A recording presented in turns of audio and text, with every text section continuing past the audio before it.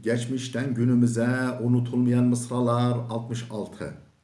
Arapçadan Türkçe ve Kürtçe tercüme Abdülaziz Hatip.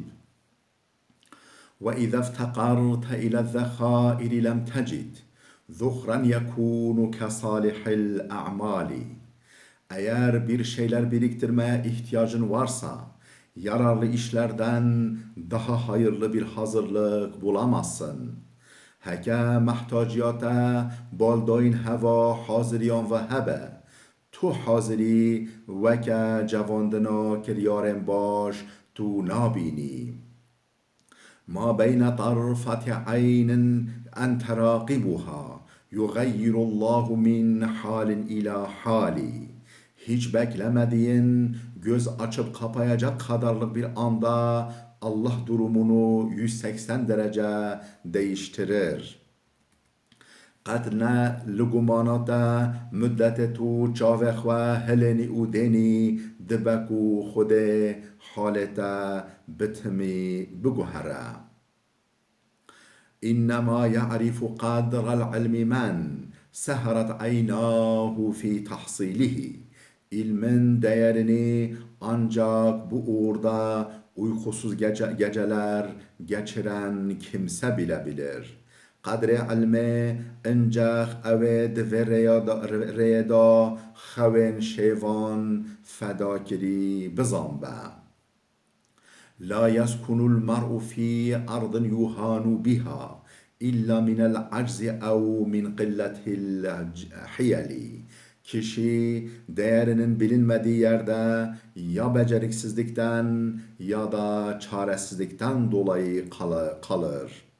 نجبلن گازی و بیچارتی به مروف لوی دراکو قیمتوی نزان بن ناسکنه. إذا المرء لم يدنس من اللؤم عرضه فكل رداء يرتديه جميل. İnsan kötülükle şerefini lekelemedikçe giydiği her elbise güzeldir.